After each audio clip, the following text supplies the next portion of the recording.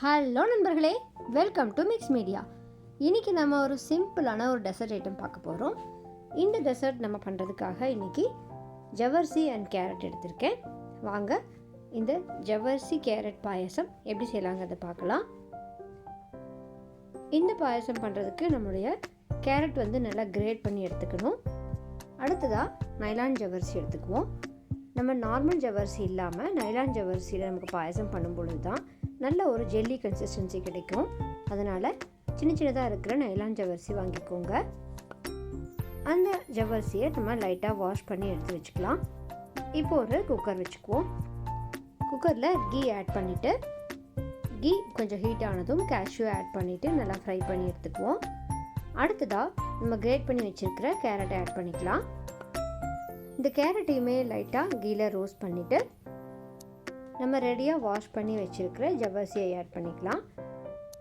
இந்த கேரட்டை லைட்டாக நம்ம மிக்ஸ் பண்ணி கொடுத்துட்டோம்னாலே போதும், அந்த ரா ஃப்ளேவர் எல்லாமே போயிடும்.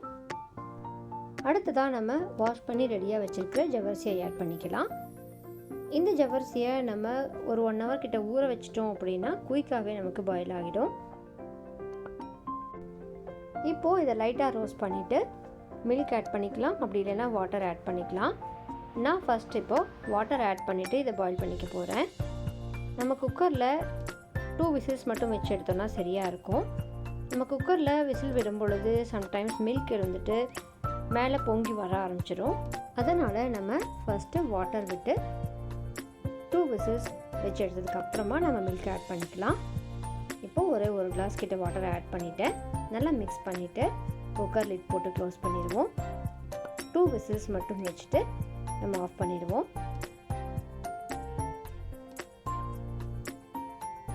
இதை நம்ம டைரெக்டாக பாத்திரத்துலேயே நம்ம செய்கிறதா இருந்துச்சுன்னா நீங்கள் வாட்டர் ஆட் பண்ணாமல் மில்க்லேயே கூட பண்ணலாம். அது இன்னும் கூட நல்ல ஒரு க்ரீமி கன்சிஸ்டன்சியில் சூப்பராக வரும்.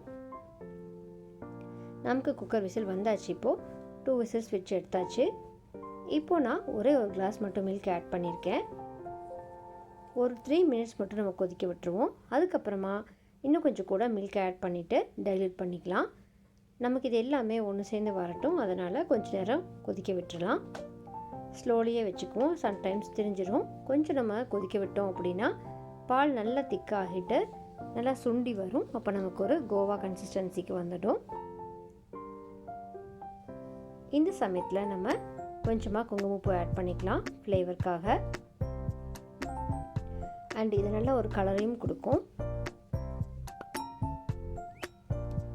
ஒரு 2 மினிட்ஸ் கொதிக்கட்டும்.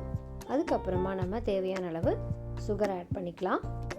நமக்கு இந்த மில்க் எல்லாமே ஒன்று சேர்ந்து வந்தாச்சு. இந்த ஸ்டேஜில் நம்ம சுகர் ஆட் பண்ணிக்கலாம். சுகர் ஆட் பண்ணதுக்கப்புறமா ஸ்லோ ஃபயரில் 2 மினிட்ஸ் மட்டும் கொதிக்க விட்டுருவோம். டேஸ்ட் பார்த்துட்டு இன்னும் கொஞ்சம் சுகர் வேணும்னா ஆட் பண்ணிக்கோங்க. ஃபைனலாக நம்ம ஏலக்காயை ஆட் பண்ணிக்கலாம். நம்ம சாஃப்ரான் ஆட் பண்ணியிருக்கிறதுனால ஏலக்காய் நெசசரி இல்லை, அதனுடைய ஃப்ளேவரே நல்லாயிருக்கும். வேணும்னா ஆட் பண்ணிக்கோங்க, இது ஆப்ஷனல் தான்.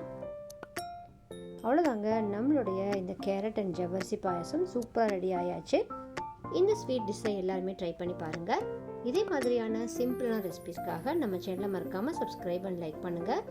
உங்கள் ஃப்ரெண்ட்ஸ் அண்ட் டேஸ்க்கு நம்ம வீடியோவை ஷேர் பண்ணுங்கள். டாட்டா, பாய் பாய்.